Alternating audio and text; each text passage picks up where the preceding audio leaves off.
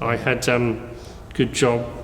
I had 4 or 5 big expensive cars. You know, at that time I was a rich kid. Yeah, but it only takes 2 paychecks for you to turn to the other side. I would say it took me about 4 months before I came homeless. And then after I lost the house, the kids, and that was it. But then situation got a bit bad. Ended up on the streets. So I just basically started foraging, and at the time going to what they call the sit runs. Sandwiches and hot soup at night. At least it's something in your stomach. And what those people do is really great and effective. Currently, the national homeless charity called Shelter, they estimate that we're looking at approximately 320,000 people in the UK who are homeless.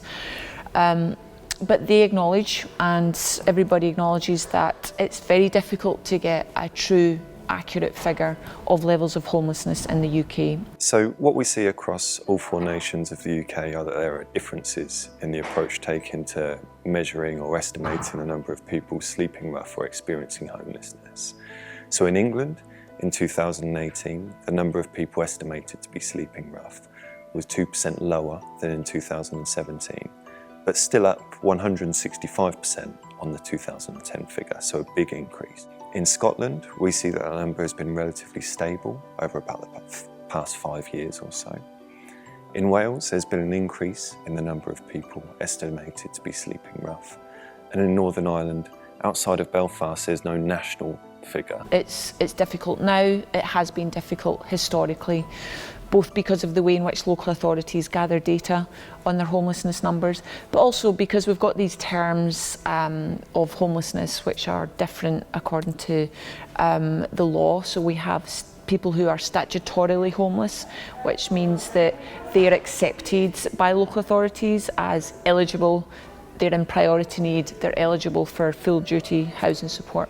We have people who are homeless but they're non-statutorily homeless, which means that they're not necessarily priority need, or they're not eligible for full duty housing support. So I've worked in homeless services for 7 years, so I've come across lots of different scenarios where people have been classed as having made themselves intentionally homeless, which I don't think any reasonable person would class as intentionally homeless. So we're talking people who have been served an eviction notice. You know, you'd assume that if you get served an eviction notice, you've not been, made intentionally homeless. But if it's been through antisocial behaviour or through running up rent arrears or things like that, and then when you get the eviction notice, you leave the property, rather than refusing to leave, you can actually be classed as intentionally homeless through that. One of the worst cases of it is when women or men, it happens to men too, but the cases I've come across have been women, have been at quite significant risk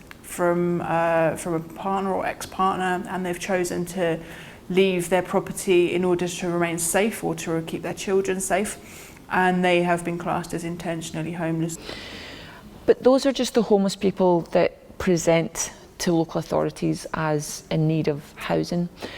We have a vast number of homeless people that we call hidden homeless, who don't present at all to local authorities, who don't approach their local authorities as being in need of housing.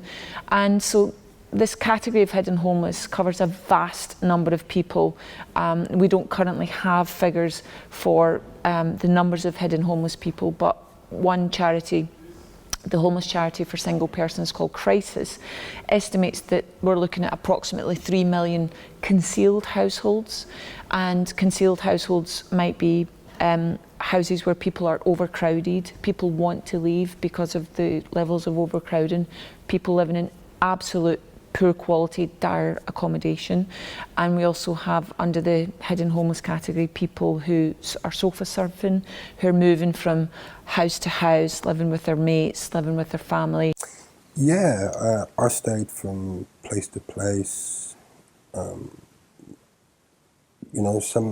Sometimes you won't have a bath or shower or shave or anything like that for weeks on end, and one of your mates will walk past you and catch you and say, right, you know, come back to mine, they feed you, let you stay the night, and then it could be a couple of weeks and then you'll stay somewhere else. Hidden homeless acknowledges or incorporates rough sleepers as well, who aren't always visible. We always think that rough sleepers are visible to us on the streets, but they're not always. A number of rough sleepers don't like to be visible. Being on the streets is highly dangerous. A number of rough sleepers are victims of crime, and so you'll find that a lot of rough sleepers hide away from visible parts of the street. As I said, I don't do what a lot of other homeless people do, is you know, get the head down on the street in the city. I mean, for one, it's too dangerous. I mean, it's not the first time that even in Milton Keynes people have been picked on and beaten up just for being homeless, just for being there, or being insulted, verbally abused. That's as far as that's concerned. Even when it comes to getting my head down at night, I I've still got my tent in a small wood, well camouflaged. All the time that I was there, most of last year, it'd only be the odd dog that would come through, having a sniff around and then wander off again. Nobody bothered me. So you're saying, so you think it's the first time someone's been in here? Yeah. And I've had a good poke around, a good dig.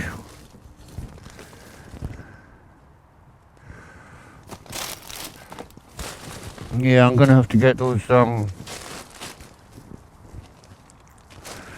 sleeping bags have got they're gonna need a good wash. Yeah, it's been getting damp in here, you can see it. As people, we're very much into our roles and our routines and our habits. So our roles that are usually valued are ones around being a worker, about it being a spouse, a family member. The habits that you might have, your daily routines, are usually quite sort of set and support your health and well-being, because you can draw quite a lot of esteem from the different roles that you have, the habits that are part of your daily routines. So getting up, going to work, having lunch with colleagues, coming home after work, relaxing with family and friends. Those things are stripped away from you when you're homeless. Going to work, I used to do warehouse security, which was really, really fun. You know, you go to work, you come back, you put the kids to bed, read them books, you know, just have barbecues in the back garden. You enjoy going to work because, you know, when you come back, it's providing for the family, for the future, present, however you want to look at it. So, yeah, I mean, I had a very good life compared to some people. And the roles that you once had are not recognised. You were seen as someone quite differently than you were when you weren't homeless. Or that look. It's that look that nobody understands until you actually get it. When somebody walks back and they look at you like they've just scraped you off the bottom of the shoe. It's really what it's like. It's really what it's like. It's just it's disdainful. It's contemptuous. It's as if you don't have the right. You don't have the right to be in front of them. You know, it's just the attitude, the manner that you get from certain types of people. And then when people used to look down on you, they used to you're one of them, you're no good in society, and then they spat in your face and nicked your stuff and everything else. But then you do get the nice people that do help the people in them sort of situations, and they understand your situation, and they do talk to you, sit down with you, have a chat, you know, take a bit of their time, and that's nice, because not many people do that these days because of how they look at us. Your routines are also quite challenging because a lot of the time is spent just thinking about your next meal, how you're going to find some accommodation, and so much time and energy is taken up with just the bare essentials of survival. Keeping warm, being fed,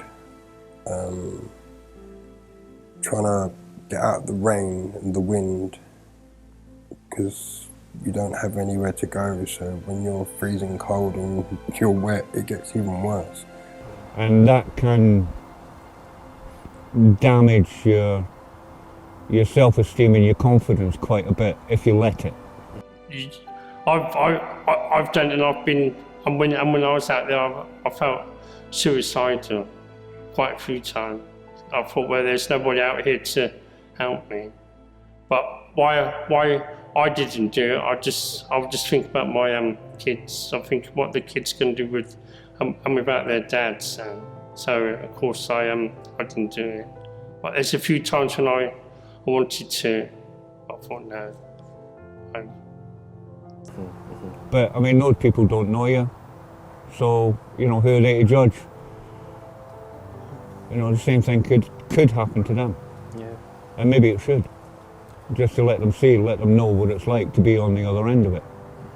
What people will look at is the moment of the person on the street without a home, without thinking that perhaps the problem went much further back before then.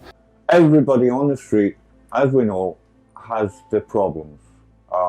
Different people have different problems. Some it's emotional, some it's psychological, but the majority that you meet tend to be either alcohol or drugs. When I started having my breakdown in Clacton, I started using crack cocaine. I wasn't on heroin at the time. When I moved to Hemel, I tried to, because I moved from Clacton to Hemel to try and, clean myself and get back on track. I thought if I get away from everything that was happening, from the baby mothers and so forth, that I'd be able to sort myself out. But then my granddad died about a week after I moved to Hemel.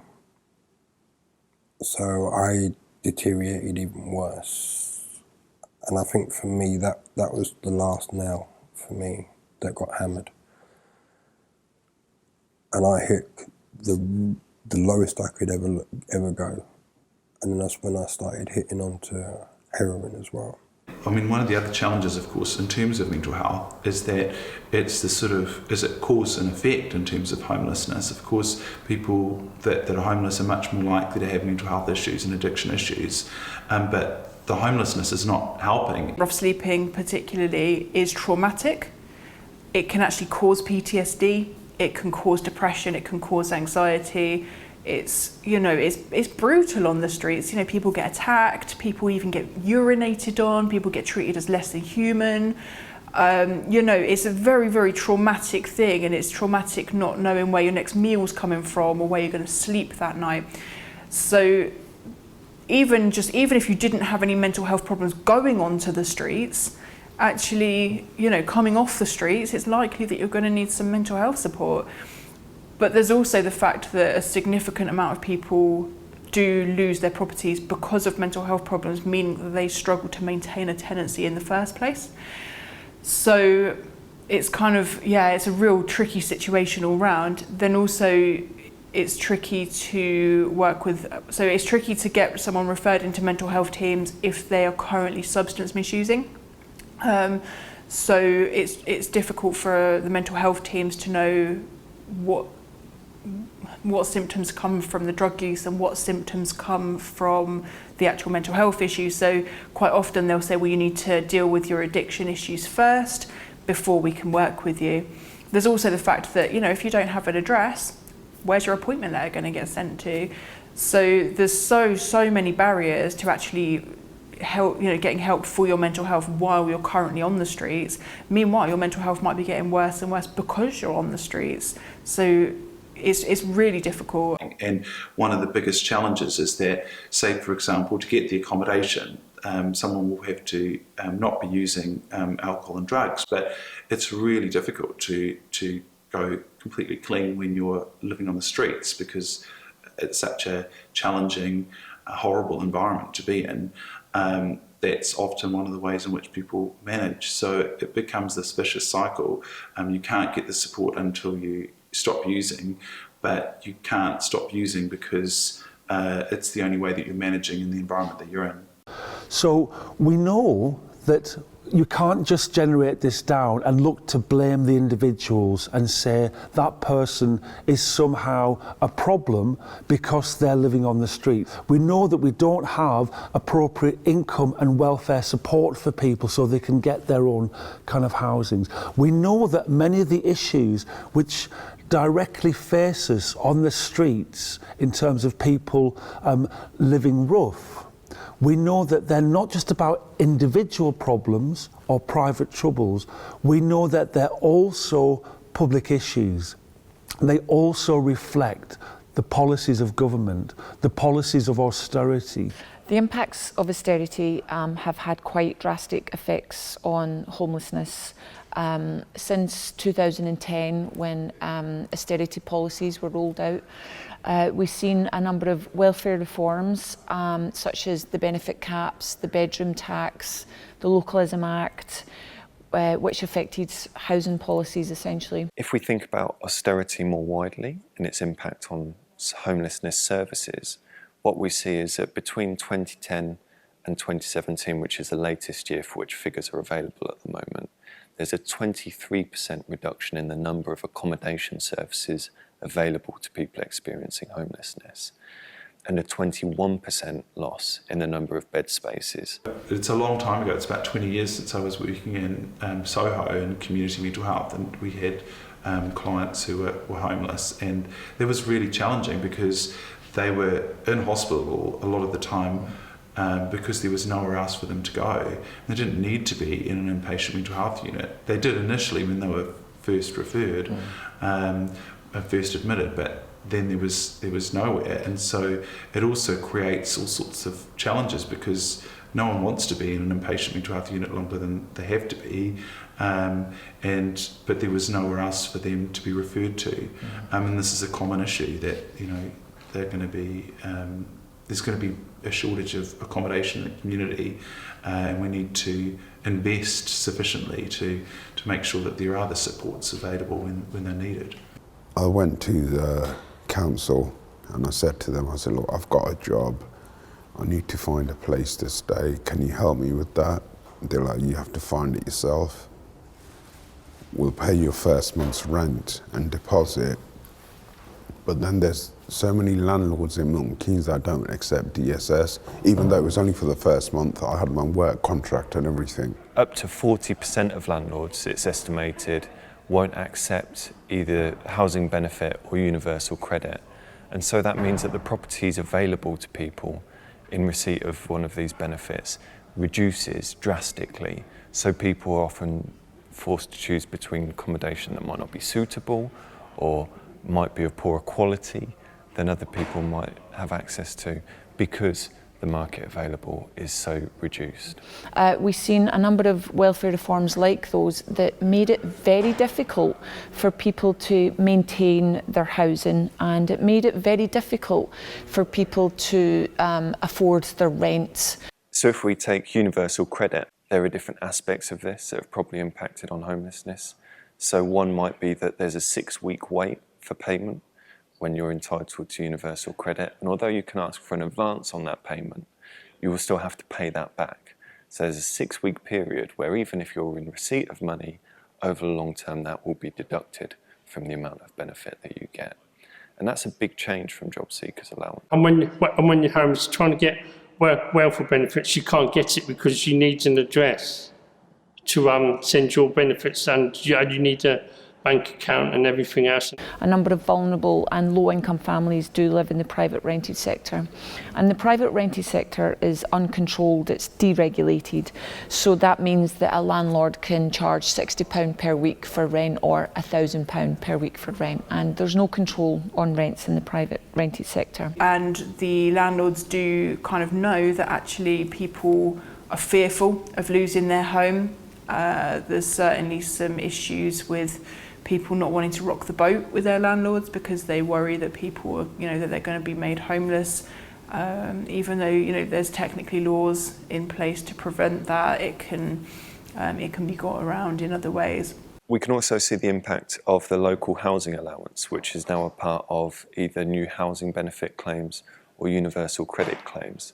And in this case, local housing allowance is worked out on the average local rents, but people are only entitled to the 30th percentile of the average rent of the area. So what that means is that 70% of private rents in that area will be higher than what that person is entitled to, and only 30% of those rents will be lower.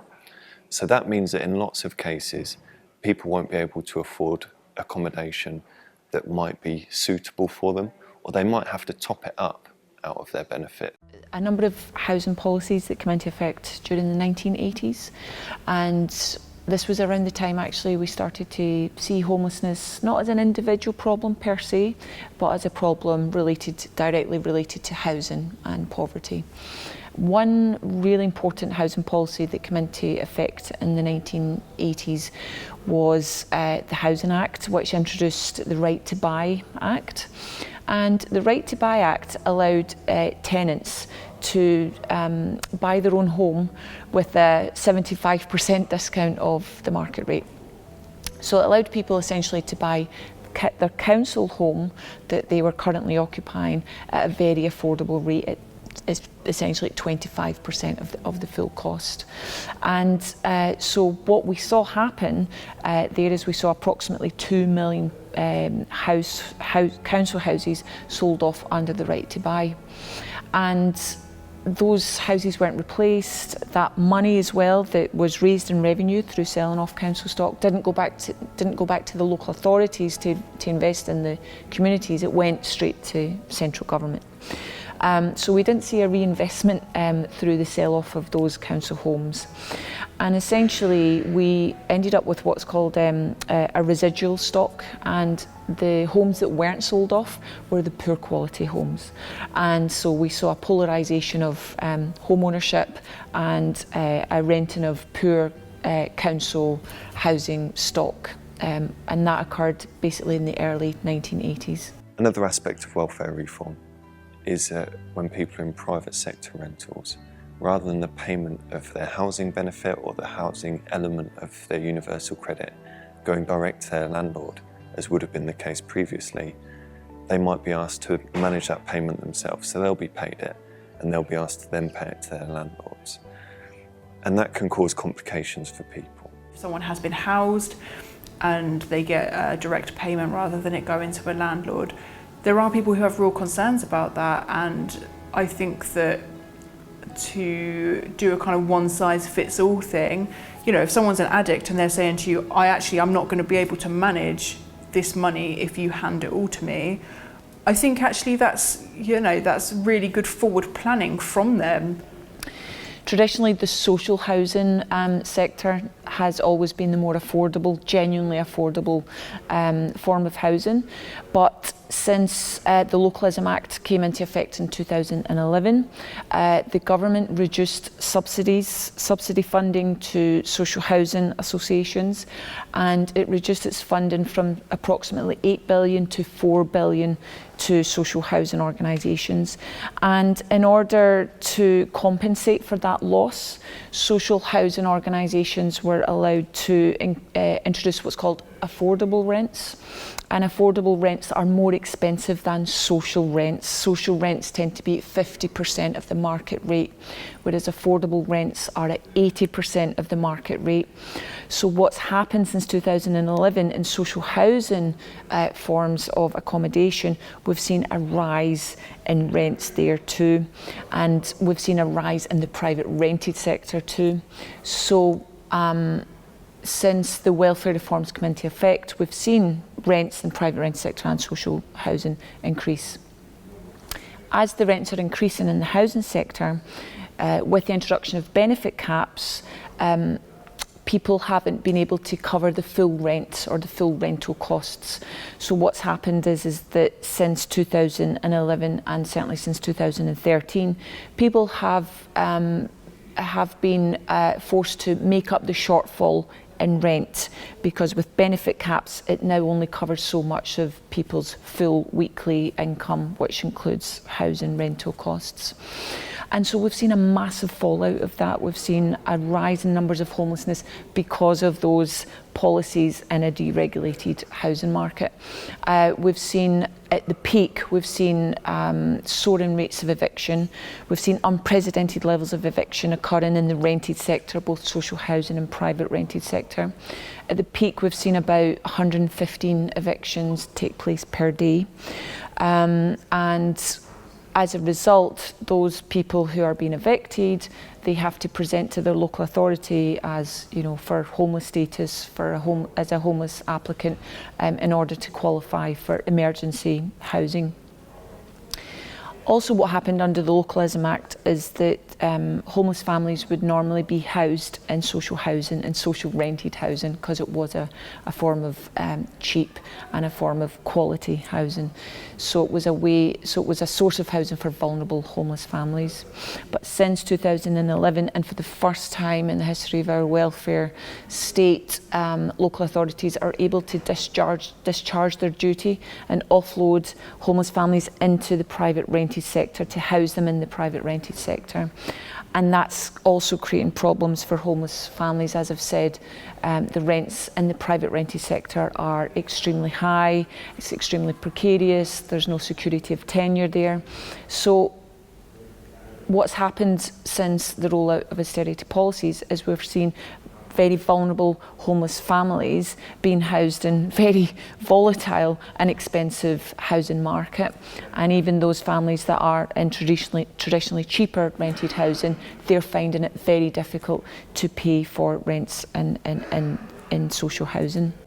And when we're talking about home, we're talking about that place where you can relax, that place where you can be yourself, that place where you can grow, that place where you can be who you are, and you know that you have the appropriate support, attachments and engagements around you.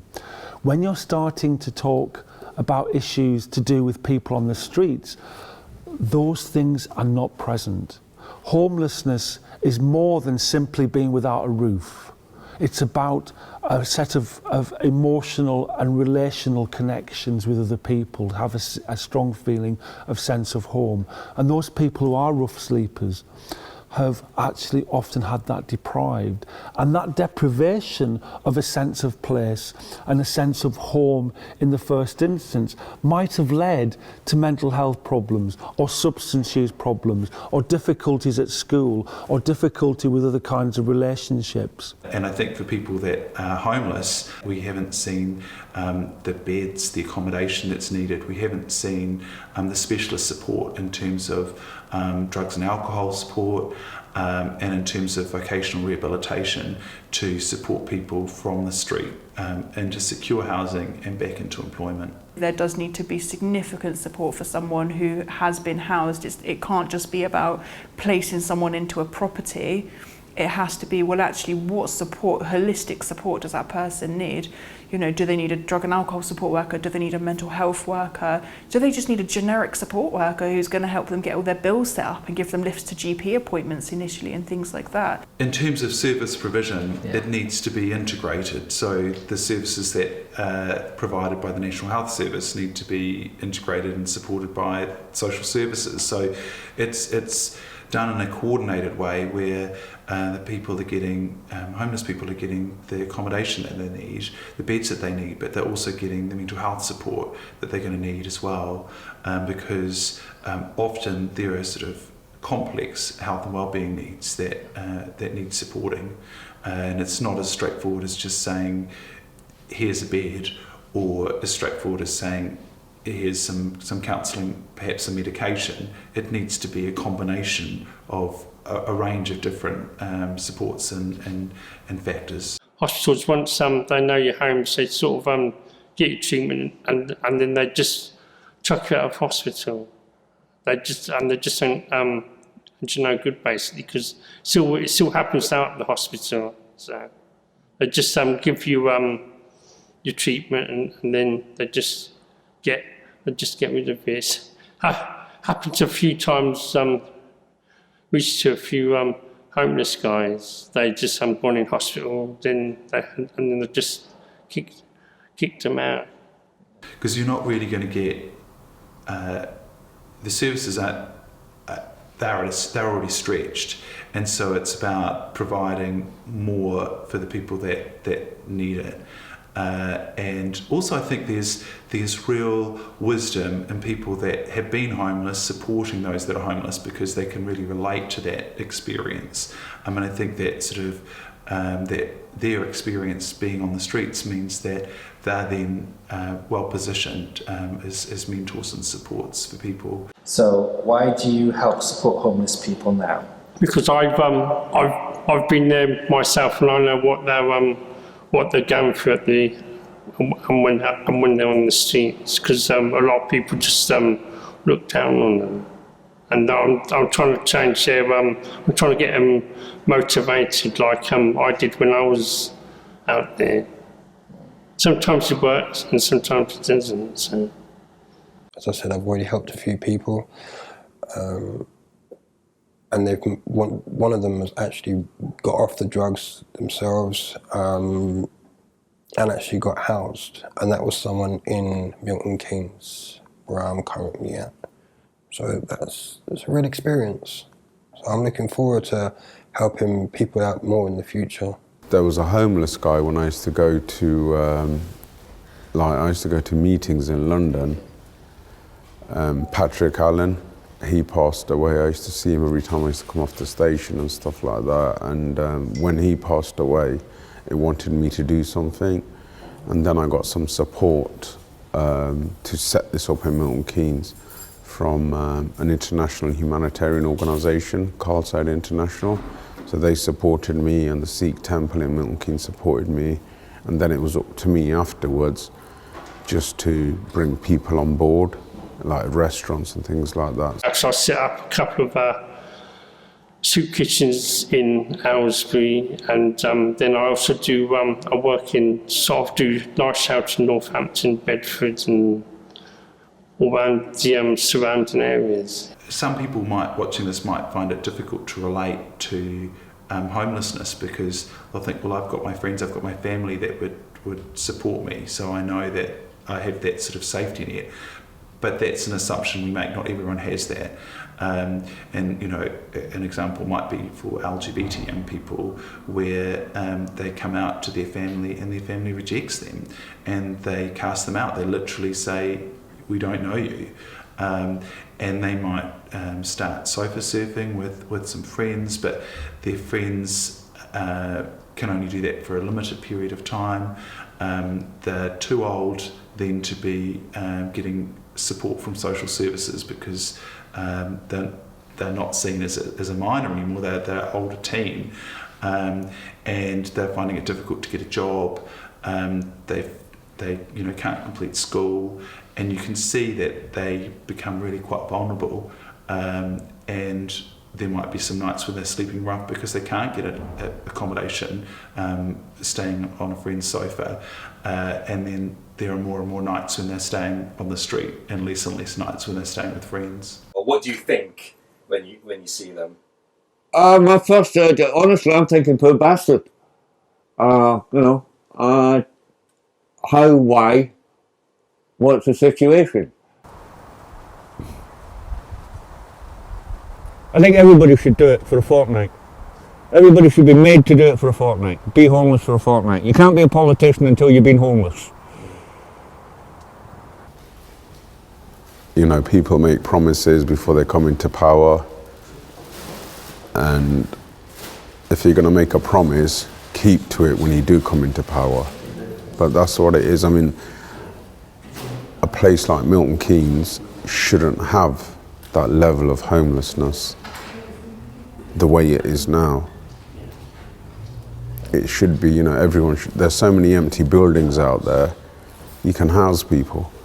So there's definitely issues with the housing market, and I think it's quite important to know that in the UK there's over 600,000 empty homes, and there's just over 300,000 homeless people. So there's actually enough empty homes in the UK to give every homeless person 2 homes.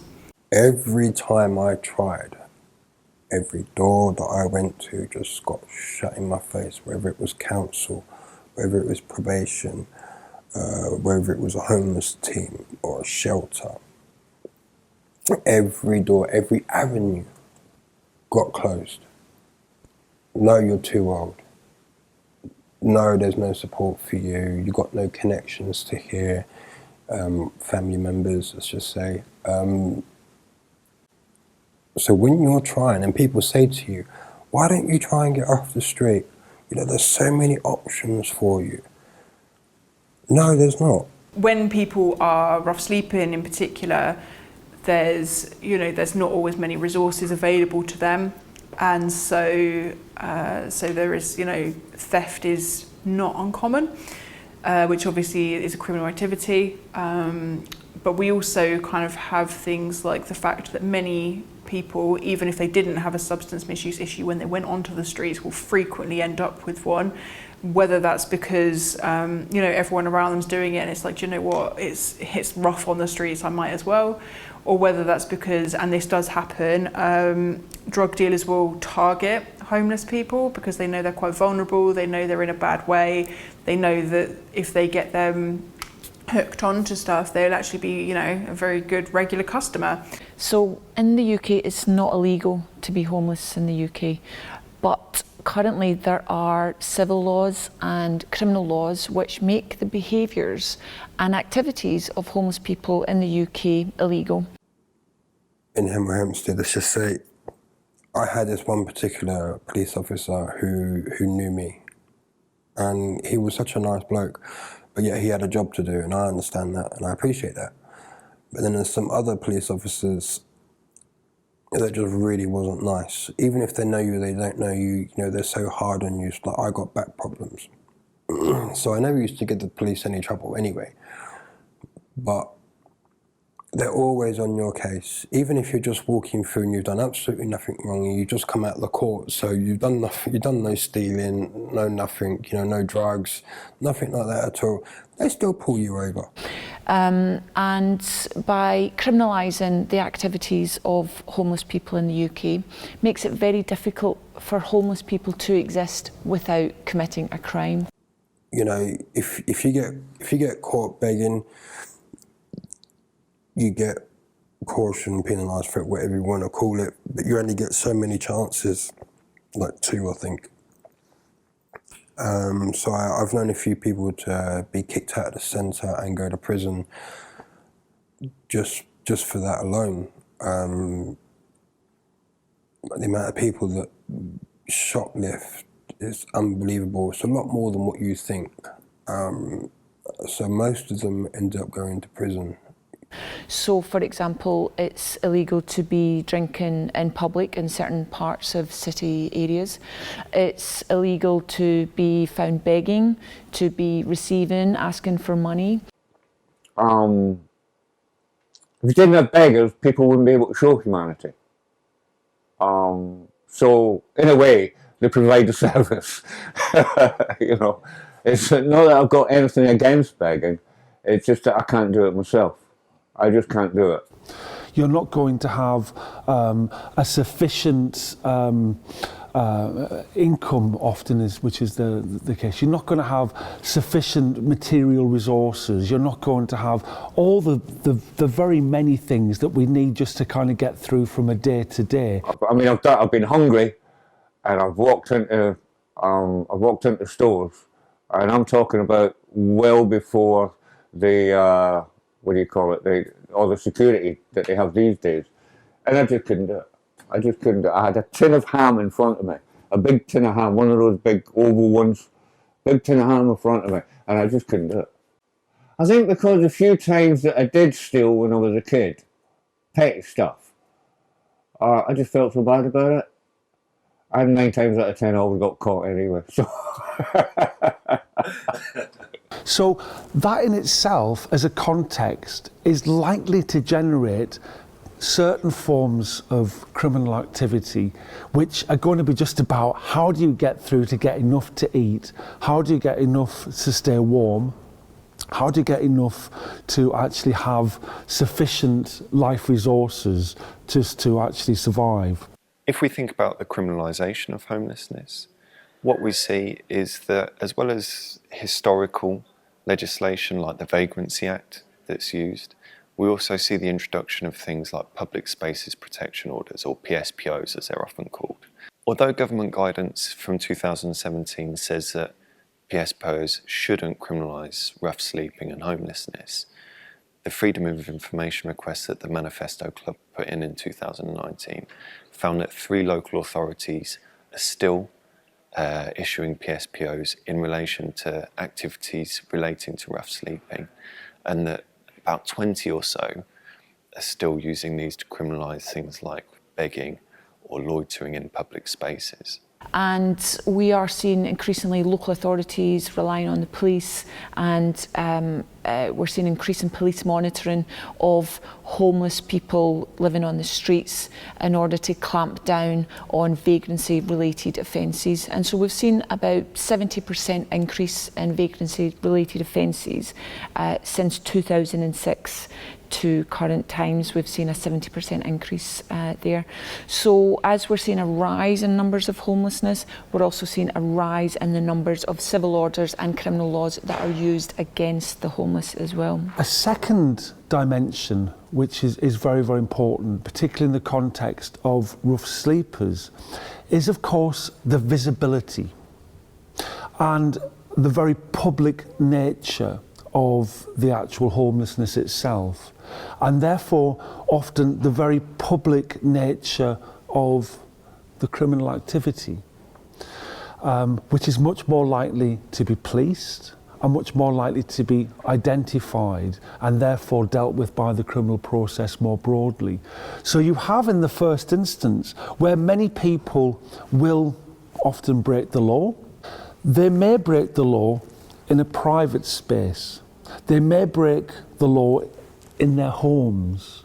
They may break the law in spaces which are not being observed so readily and under such surveillance by wider society. But somebody on the street, somebody who is very, very visible to public surveillance and very, very visible to the policing and then the criminal process, the kind of behaviours that they will undertake is likely, or much more likely, to fall under the remit of the criminal law. So it's no surprise that when we look at our prison system, we see an over-representation of homeless people within the prison system. We're looking at anything between 15 to 25% of prison population made up of homeless persons, and it's very difficult to give an accurate account because of the way in which the data is gathered, but on average that's the number of homeless people, the percentage of homeless people within prisons. So we have this very clear relationship where of the 86 or so thousand people in prison right now, you know, more than 10,000 of those people are homeless. And when you're on your own on the street and you're walking down to where you think this person is going to be, that, you know, and all of a sudden they're not there, their stuff's there but they're not there. It makes you wonder what's happened, and next thing you know, you've heard, oh no, they've been arrested. You know, later on that day, you could hear another 2-3 people that you know they've been arrested. You look at data that was released actually just again in August 2019, and you look at the issues around women in prison. And one of the things that you find is that certainly in the last year or so, whilst we had about 9,000 women who were actually imprisoned or sent to prison during that time frame, it's detailed by the government that somewhere in the region of 3,000 of those people, 3,000 of those women were deemed to be homeless. So that's an enormous kind of connection between homelessness for women and imprisonment. Prison is a type of environment that can exacerbate conditions of homelessness. If you are housed before you go to prison, it's unlikely you're going to be able to maintain that housing when you're in prison, or because you might not be able to pay the rent, for example, keep up with mortgage payments when you're in prison. Your relationship might break down if you're living with your partner while you're in prison. And so for those people who are housed anyway and are in prison, it's unlikely they're housed when they come out of prison. But a number of people who go into the prison system as homeless, and it's extremely difficult for those individuals to find housing at the point in which they come out of prison. You go to prison, if you're a worker or even if you're homeless, it doesn't really matter. Once you go to prison, if you're renting a property and you're doing so many weeks or months, you lose your home. Flat out, you lose your home. I've seen so many men come into prison, you know, got their kids, so they've lost their kids, this, that and the other, but when they're being released back out onto the street. Now, they do say that they have a system in place in prison where they have to house you. They don't have to house you, and it's very rare that you'll find someone from in prison that's been housed. You know, when I last came out of prison, before I sorted myself out, I was yet again on the street for 2 weeks. So I had no tent, no cooking facilities, no nothing. All the shops were closed, so I had nowhere to go, no one to turn to. Councils were shut, job centres were shut, so what do you do? What we know is that about 1/4 of prisoners who released end up being homeless. So somewhere in the region of 25% of people released from prison have nowhere to go. Which just indicates kind of that prisons are never going to be a particularly good way of actually dealing with the homelessness problem, because then people are actually going back and facing homelessness post-release. But more than that, it's also not a very effective way of dealing with their illegalities. There was data released in August 2019 which indicated that 2/3 of homeless ex-prisoners reoffended. And it's just a vicious circle. Once you're back out on the street, they won't house you, so what do? You go back out and you become a prolific offender. You know, you continue the cycles and you go back into prison.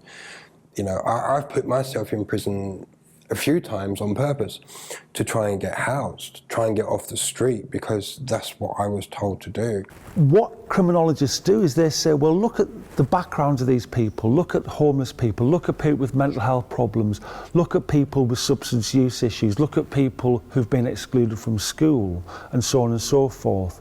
And then look at the people that are in prison. And of course, that is the group of people. They are the people that we actually we incarcerate. Those people who often have had very difficult life experiences, and yes, they have done something wrong, and yes, they will have breached the law, and they will have been engaging in some form of criminal activity. But almost the middle section, the issue around the crime, becomes relatively insignificant. Lots of people will break the law, but only a certain kind of person is actually largely dealt with by the prison system and by the criminal process. It's not so much about the nature or the extent of the illegalities that person has perpetrated, but more that the prison becomes almost a vessel to house people who are on the streets. To assume that we're solving the homelessness problem by placing people who are rough sleepers into prisons, I think is to miss the problems of incarceration. So whilst it's very obvious to us when somebody is sleeping rough on the streets that they don't have a home, that they don't have a sense of place, that they don't have that appropriate mechanism for supporting identity formation or for providing the basic nutrients that we need to grow as human beings. Whilst that's relatively obvious to us and visible to us in terms of rough sleepers, what's forgotten is that prisons are also institutions which do not have the basic features of a home. They are not places which allow people to grow. You're in your cell most of the time. There's a lot of drugs, a lot of violence, a lot of debt, a lot of issues, depression, anger, different types of people that are in the prison as well. Doesn't help with whoever's in that prison. Say for example you've got a murderer or a rapist that's in there, and then you've got someone like myself that's just a petty theft, you know, and they'll put someone like me in with a murderer, you know, or someone with anxiety or mental health issues, you know, and that will cause a row, a punch up and everything else in the cell. And you get punished for that. You know, I've seen people get into debt in prison for £1. For £1. And it was over a bag of Haribo sweets. And this bloke actually got stabbed for it. Prisons are also institutions which are grounded in loneliness. They're grounded in estrangement from close relationships. They're grounded in a sense of isolation. They are places where there is very limited private space, if any private space at all, just like we're on the streets. You could almost just look at the two together and identify some of the continuities between what the experience of homelessness is and what the experience of prison is. Because both of them share certain lived, affective or emotional aspects which are all about the deprivation of home. They're about the deprivation of love. And hence, you can almost look at putting someone from the street into a prison, that it's not going to address the problems that have been on the street. It's not going to address the homelessness and the emotional aspects of homelessness. And when you put someone into prison, you're placing them in exactly the same kind of emotional constellation. Following work by the Bureau of Investigative Journalism in 2018, what we also see is that the Office for National Statistics now also provides estimates of the number of people who have died whilst experiencing homelessness. And the most recent statistics suggest that this number was about 590, 600, somewhere around there. And that was a 24% increase on the 2013 figure, which is the earliest year that we have data for. So this also suggests that people, whilst experiencing homelessness, are increasingly more likely to suffer ill health or in the worst cases, death. I've been to a lot of funerals, unfortunately, and it's awful, especially when, you know, the circumstances of their death are so preventable. I think that's the worst part of it, is that actually if, you know, if they'd been given more support by the system in general, you know, I don't think it's any individual's person. I think there's a lot of very good people working within the system. I'm very privileged to have worked alongside lots of professionals who really, really care and really want to make a difference, but the system is not the easiest thing to work within. And there's only a certain amount of resources that we're given. And so with those, it feels like some people have slipped through the net sometimes, and, you know, unfortunately, sometimes they don't even have family around them. You know, I know there's been funerals that I've gone to where it's been mostly the support workers of that person who have been there. In thinking about the causes of death of people experiencing homelessness, different causes have been suggested. So the Office for National Statistics suggests that the three main causes are related to drug poisoning, alcohol-related issues, and suicide. It's horrific and it's heartbreaking because, as I said, it is preventable. There is no need for someone to die in the cold, on the street, by themselves. A study by University College London has actually suggested that up to a third of those deaths are to do with preventable illness and diseases, so things such as cancer, things such as respiratory issues, or things such as TB, which actually could be treated if people had the correct support in place. But in terms of changes to legislation in support of people who might be experiencing difficulties or homelessness, actually what we see is that the government's been quite slow to respond to this, or where they've spoken about changes, so changes to things such as private rental sector agreements. These are not looking like they're going to happen perhaps in the next few years. It's going to happen over a much longer period of time. And that's not particularly helpful for people who are experiencing housing or homelessness issues at the moment. A lot of the support is left to charities. There's a lot of charities that have been set up that are hostels and things like that. So in Milton Keynes, we have the Winter Night Shelter, which runs from the beginning of November to the beginning of April. And I know that in other places, it's a real short stay thing for people, and it's kind of like you're given a hostel place for a couple of weeks or 4 weeks or whatever it is, and then you're asked to leave and you're back out on the streets again. And actually, all you've had really is a bed for 4 weeks. But in Milton Keynes, the way that it has been set up, and it has been set up in a few other areas in a similar way, is that the shelter actually has a housing officer. They housed around 40 people permanently. The fact that it works well in some areas and not in others means that it does need to be actually a policy, and it needs to be in some ways regulated nationally by the government, because it shouldn't necessarily fall to whoever happens to be in the area that wants to do something. Obviously you can tap into that, and you can tap into the charity sector, but I feel like there needs to be some kind of uniform thing that is a supportive thing for homeless people. So in terms of what could be done better in a government sense, is that in Milton Keynes, I'm going to talk a little bit about the Housing First model that that's been put in place since 2019. So what Housing First said, and what the study found, was that if you take this rough sleeping person and you place them into accommodation, not just plop them by themselves into an unfurnished flat with no support, but you give them a support worker, and that support worker helps them to set up their gas and their electric, which they might not have had to do for a decade if they've been rough sleeping for a long period of time.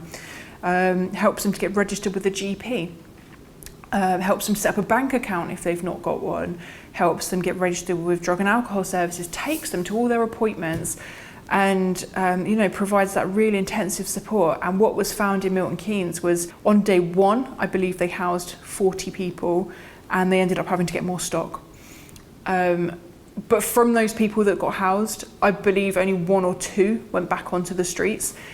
Whereas normally, if you kind of just take a person who's been rough sleeping for a long period of time and give them accommodation with no support, that person doesn't have good odds of maintaining that tenancy. But actually, with this extra support and this coordinated support, because it was kind of coordinated by the support worker for them to go to all these different services, it really worked. So I believe, and I really hope, that it's going to get rolled out nationally. I hope it's going to get a lot more funding.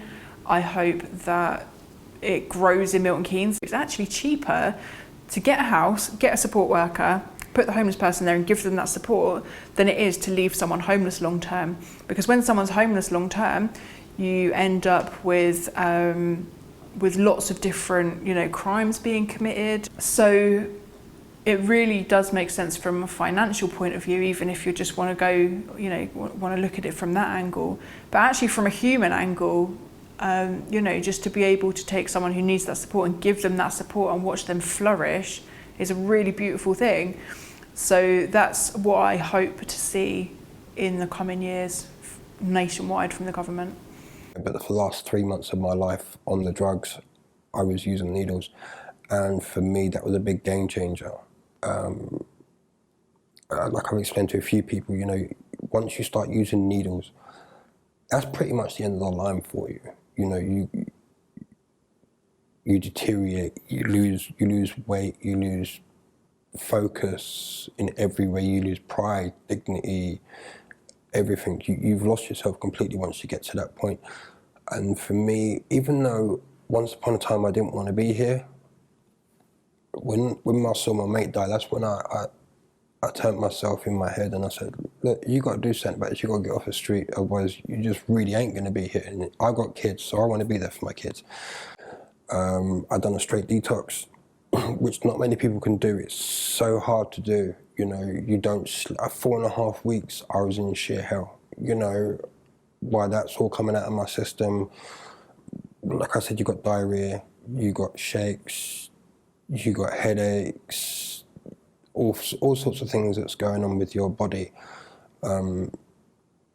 It's very painful, stomach cramps all over, leg pain, muscle pain. It's really the worst scenario I could imagine, you know, being in prison and coming off the drugs. It's not ideal, but it's something that had to be done for me to change my life. But when I did that, I felt so good. I felt like I got a part of me back again. I was clean, fresh. And when I came out, the pandemic was going on and they had to house me because they didn't want anyone on the street. So they put me into one of the travel lodges, a hotel. And lucky enough, I had some teams working behind me and I explained my situation and they helped me. If it wasn't for this pandemic, I don't think I'd be here talking to you guys in this sort of situation right now. With me, I was lucky in a way because I had the support network. And if it wasn't for the winter night shelter, like putting me back on my feet and even dragging me out from somewhere where I knew I was going down the wrong path, excuse me, I wouldn't be where I was today. I mean, it was a hard road. I mean, it's not easy surviving on the streets, really isn't. But then again, I was a lot better off than a lot of people because of the backup and the support that I was getting from friends now, who, you know, volunteers at the winter night shelter. So yeah, they did ease my path quite a bit. They really did help.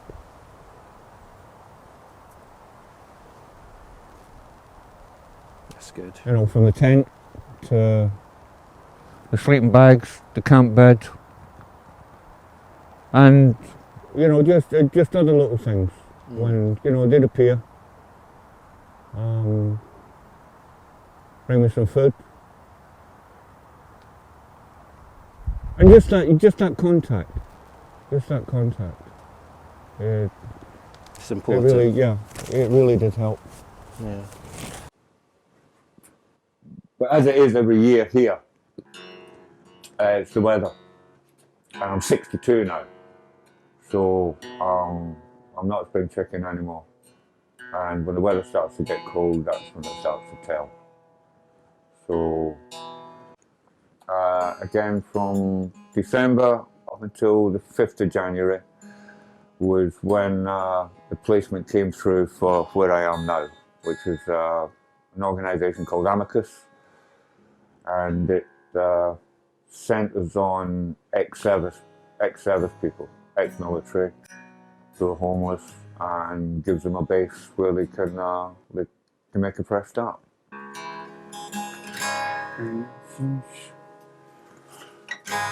Ain't no sunshine when she's gone. It's no fun when she's away. Ain't no sunshine when she's gone. She's always gone too long. Anytime she goes away. Wonder this time where she's gone. Wonder if she's going to stay. Wonder this time when she's gone. This house just ain't a home anytime she goes away.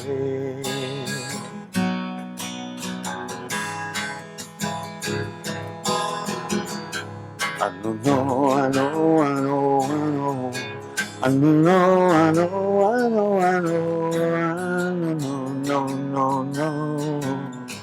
I don't know how to leave that girl alone, but there ain't no sunshine when she's gone. Ain't no fun when she's away.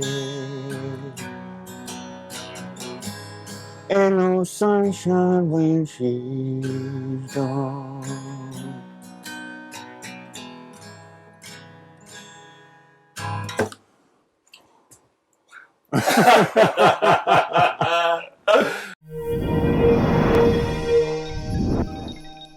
Get more from the Open University. Check out the links on screen now.